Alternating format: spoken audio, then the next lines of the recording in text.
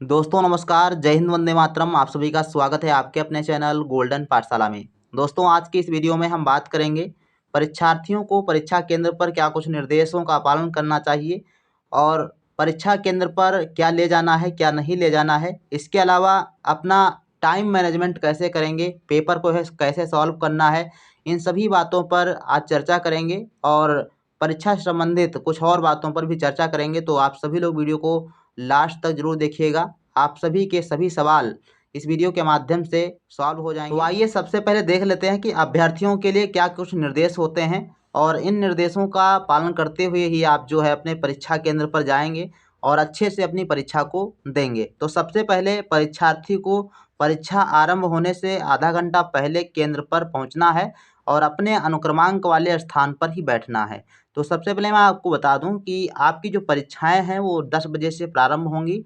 तो आपको टारगेट बनाना है कि या 9 या 9:30 बजे तक आपको अपने परीक्षा केंद्र पर पहुंचना है। तो इसको आप ध्यान में रखते हुए अपनी तैयारी करेंगे और परीक्षा जो आपकी होगी वो 3 घंटे लगातार होगी, यानी आपका एक ही सत्र में परीक्षा हो जाएगी। कहीं कहीं पर जैसे बिहार आपका हो गया या फिर आपका मध्य प्रदेश होगा, वहाँ पर 2 भागों में परीक्षा होती है। सेट का अलग होता है 1.5 घंटे का, मैट का अलग 1.5 घंटे का होता है। लेकिन उत्तर प्रदेश में जो है एक साथ में आपको 3 घंटे का पेपर देना होगा। तो उसी के अनुसार आपको हल करना है पेपर और उसी प्रकार से आपको टाइम भी मैनेजमेंट करना है। तो आइए देख लेते हैं, आगे कुछ निर्देश दिए गए हैं। प्रत्येक प्रश्न के 1 अंक निर्धारित हैं, ऋणात्मक मूल्यांकन नहीं है। यानी एक प्रश्न के लिए 1 अंक आपको दिया जाएगा और ऋणात्मक मूल्यांकन का मतलब है निगेटिव मार्किंग नहीं है। तो अगर निगेटिव मार्किंग नहीं है तो इसका आपको फ़ायदा उठाना है। जो क्वेश्चन आपको आता है उसको आपको हल करना है और जो नहीं आता है उसमें आपको तुक्का लगाना है। तो तुक्का आप कैसे लगाएंगे इसके तो बारे में लास्ट में बात करेंगे हम। आगे देखते हैं, 4 नंबर जो आपका पॉइंट दिया गया है, प्रथम भाग में 90 प्रश्न मैट के हैं। तो ये जो 90 प्रश्न आपके मैट दिए गए हैं मैट के, इसमें आपको हिसाब से टाइम जो है मैनेजमेंट करना है। इसके बारे में आगे हम बात करते हैं। और ये आपके 90 मिनट के रहते हैं, 90 मिनट के 90 प्रश्न। इसके अलावा जो है शारीरिक अक्षम व्यक्ति हैं या छात्र हैं उनको अलग से टाइम जो है 120 मिनट का यानी 2 घंटे का टाइम यहाँ पर दिया जाता है।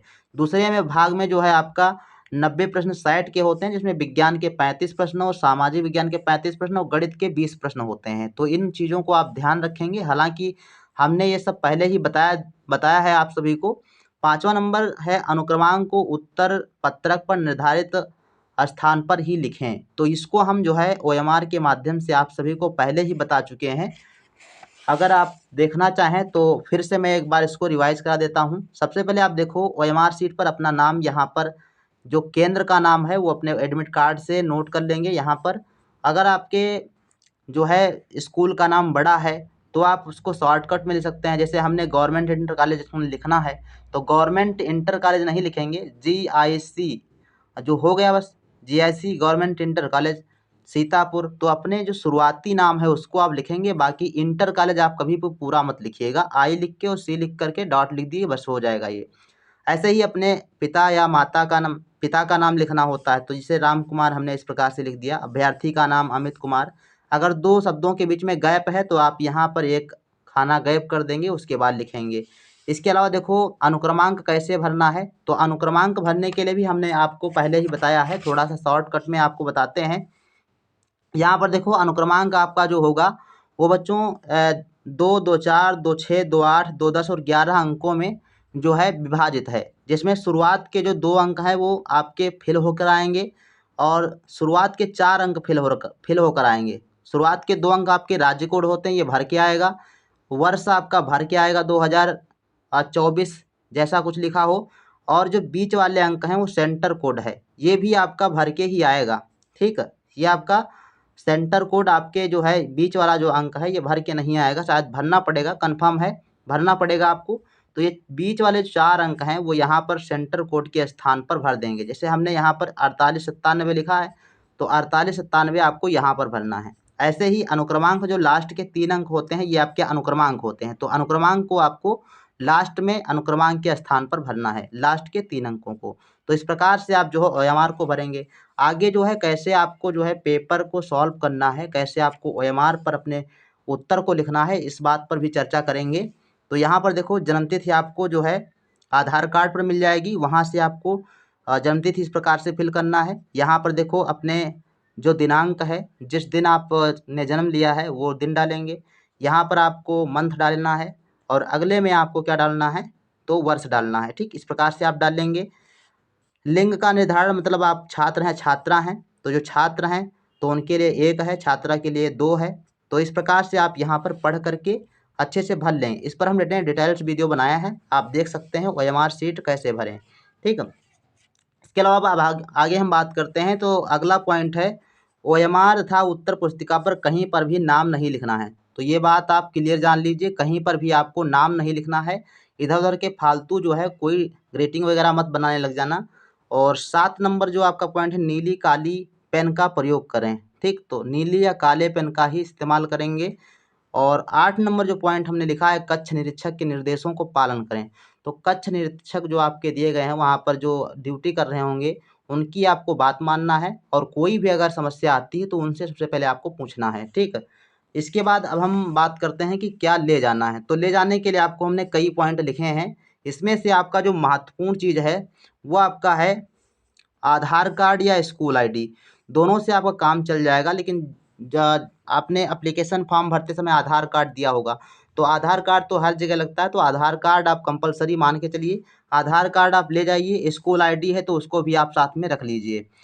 दूसरा आपका देखो, प्रवेश पत्र के बिना आपको प्रवेश दिया ही नहीं जाएगा। तो प्रवेश पत्र 100% आपको लेकर जाना है। इसकी 2 कापी आप निकलवा लीजिए, 1 कापी आप अपने साथ ले जाइए, 1 घर पर रख दीजिए। ठीक है, तीसरा पॉइंट है नीला या काला बाल पेन, ये दोनों को आपको ले जाना है। आप दोनों को ले जाइए। और अगर हम ये कहें कि नीली और काली में कौन सा पेन बेहतर है, तो आपको काले पेन का इस्तेमाल करना है। सिंपल सी बात है, काले पेन का आप इस्तेमाल करें।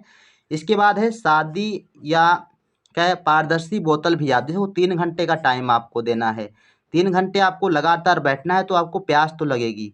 कुछ बच्चे हैं हड़बड़ाहट में या डर के या कोई और भय की वजह से उनमें प्यास लगना या फिर ऐसी समस्याएं आ जाती हैं।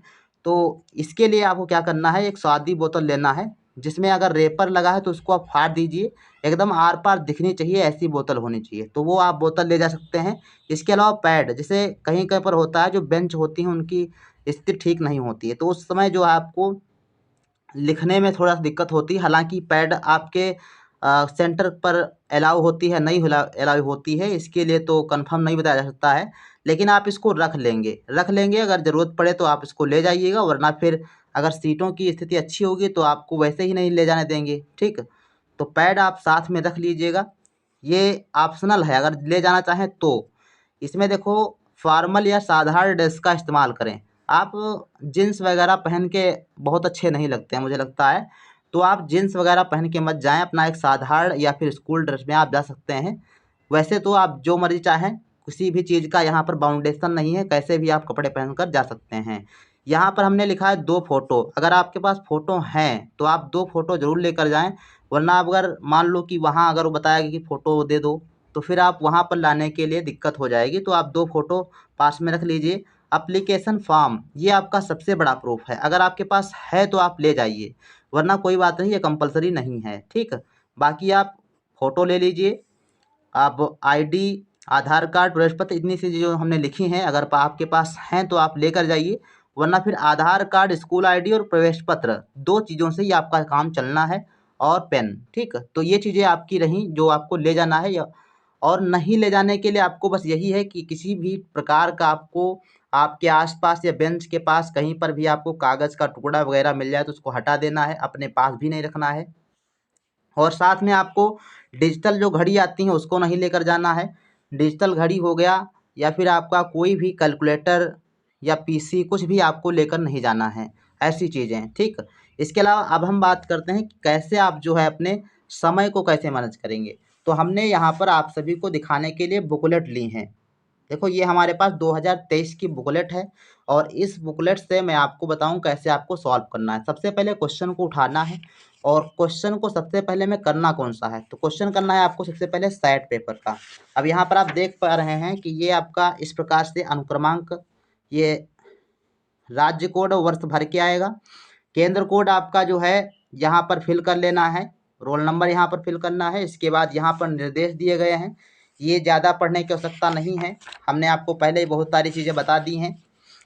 इधर भी आपके देखो निर्देश दिए गए हैं। यहाँ से आपका शुरू होता है पेपर, लिखा है कि GMAT 2023, ये आपका मैट का पेपर है, इसमें आपके रीजनिंग के क्वेश्चन आएंगे। तो यहाँ से आप देखें तो 1 नंबर से शुरुआत होती है और इस प्रकार से आपका जो है पेपर एक बुकलेट पूरी कॉपी की तरफ आपका होता है, बहुत ही अच्छे से लिखा होगा। अब आपको सबसे पहले जो हल करना है पेपर, वो आपको ये रीजनिंग वाला पार्ट छोड़ देना है। यहाँ पर जब आएंगे तो आपको सेट पेपर दिखाई देगा। क्या है ये? सेट पेपर देखो है। और सेट पेपर को सबसे पहले आपको यहाँ पर निर्देश दिए गए हैं। यहाँ पर लिखा है कि 91 से 125 तक विज्ञान है, सामाजिक विज्ञान 26 से लेकर 60 तक, गणित आपके 160 से लेकर 180 तक है। तो आगे आपको सबसे पहले विज्ञान के प्रश्नों को सॉल्व करना है।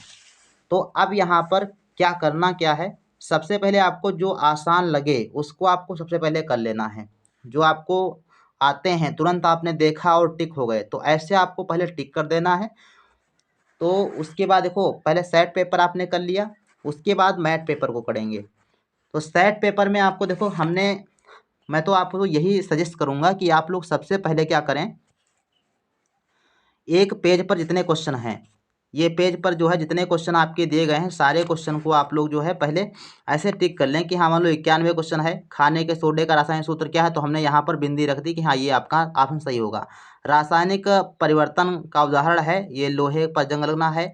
तो इस प्रकार से आपको जो है अपना ऑप्शन टिक कर लेना है। उसके बाद यहाँ पर OMR उठाना है, पूरा एक पेज को आपको ऐसे कर लेना है। उसके बाद यहाँ पर भरना है, 91 का आपका दूसरा है, 92 का तीसरा है, ऐसे आप देख देख कर फटाफट भर लेंगे। ठीक, इसके बाद देखो गणित के जो प्रश्न आते हैं, इसमें से 10 प्रश्न जो होते हैं ऐसे होते हैं जो आप बहुत ही आसानी से कर लेंगे। ठीक, तो ऐसे 10 प्रश्नों को आप यहाँ से ढूंढ लेंगे जो आपसे तुरंत हो जा रहे हैं, तो उनको आप पहले कर लेंगे।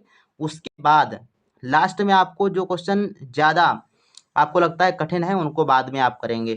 इसके बाद गणित में जो क्वेश्चन आपसे नहीं हो रहे हैं छोड़ दीजिए, उसको लास्ट में तुक्का लगाइएगा। फिर आइए मैथ पेपर में। मैथ पेपर में बच्चों आपके जो बहुत आसान प्रश्न होते हैं उनको आप पहले करिए। मैथ पेपर में जो आसान प्रश्न होते हैं उनको पहले, जैसे आपका वर्गीकरण हो गया या फिर आपका जो है वेन आरेख हो गया। ठीक, जो आपका अशाब्दिक श्रृंखला परीक्षण होता है उसको आप पहले करें। ठीक, इस प्रकार के प्रश्नों को आप पहले करें। तो इस प्रकार से जो अब आप करेंगे तो आसान प्रश्न जो आपसे हो रहे हैं वो आप कम टाइम में कर लेंगे, बहुत आसानी से कर लेंगे। और उसके बाद जो क्वेश्चन बचते हैं उनको आप जो है अपने हिसाब से, अगर नहीं आ रहा है, दिमाग नहीं काम कर रहा है, तो आपके मन में जो पहले ऑप्शन आए उसको आप टिक कर दो। ठीक, बस यही है, तुक्का लगा दीजिए उसमें।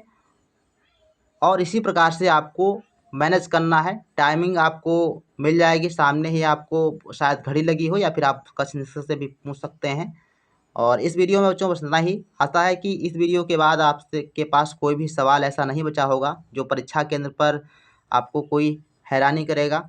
तो मिलते हैं फिर नेक्स्ट वीडियो में, तब तक के लिए धन्यवाद। जय हिंद, वंदे मातरम।